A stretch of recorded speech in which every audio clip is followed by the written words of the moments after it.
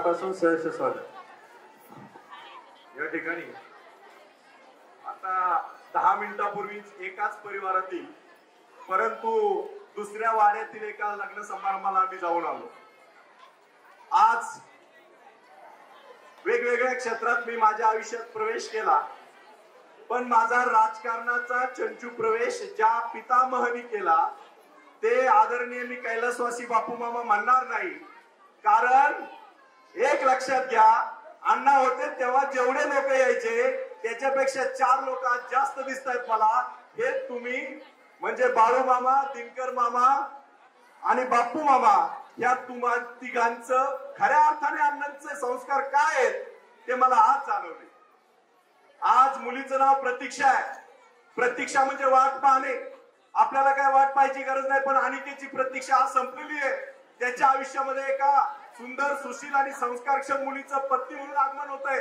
यापेक्षा माझे आदरणीय गुरु आदरणीय साहेबराव शंकरराव दिवटे पाटील यांच्या स्मृतीस विनम्र अभिवादन करून मी आणि मामांचं घर शेजारी शेजारी मध्ये फक्त रस्ता आहे, पण आज या ठिकाणी बापू मामांचा मेसेज आला, बाळू मामांचा फोन आला। मला आठवतंय अनिकेतचा एक 4-5 वर्षापूर्वी बापू मामा ऍक्सिडेंट झाला होता। माझ्या आईचा मला 6-6:30 ला सकाळी फोन आला। मुंबईला पुण्याहून निघालो होतो, मी गाडी वळवली, संचिती हॉस्पिटलला गेलो। 5:30 वाजता संचिती हॉस्पिटलला गेल्यानंतर मी पाहिलं त्या ठिकाणी 3 व्यक्ती उभे होते। एक दिनकर मामा, दुसरे बापू मामा आणि मला वाटतं बापू मामांच्या पत्नी त्या ठिकाणी होत्या। मी विचारलं कसं झालं, ते म्हणले असं असं झालं, ऑपरेशन ठीक झालंय, आपलं संकट टळलं।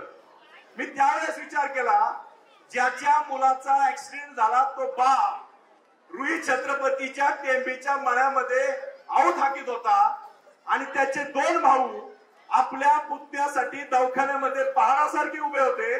त्या ठिकाणी अण्णांचे संस्कार दिसतात, दुसरं काही दिसत नाही। आणि म्हणून जोडनिया धन उत्तम व्यवहारे उदास विचारे वेच करी, उत्तमची गती तो एक भोगिले उत्तम भोगिले जीव खाली, यासाठी म्हटलं जातं।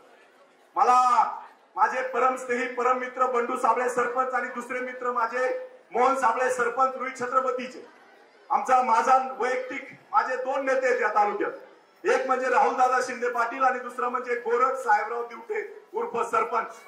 कारण अण्णांनी मला ग्रामपंचायत सदस्य केलं आणि गोरखनी आणि मोहन साबळेंनी मला 4 दिवस का होईना पण उपसरपंच केलं। सांगायचं तात्पर्य एवढंच आहे की माझ्या आयुष्याची सुरुवात या परिवाराने केलेली आहे। म्हणून बापू मामा तुमचा फोन तर आलाच आला, पण माझ्या आईचा मला 4 वेळा फोन आला, माझ्या वडिलांचा मला 8 वेळा फोन आला की तुला या लग्नाला यावं लागेल। बाबांनो, बोलायची वेळ नाही, संभा थोडं माफ करा, आता वेळ झालाय, पण 1-2 गोष्टी अजून फक्त सांगतो।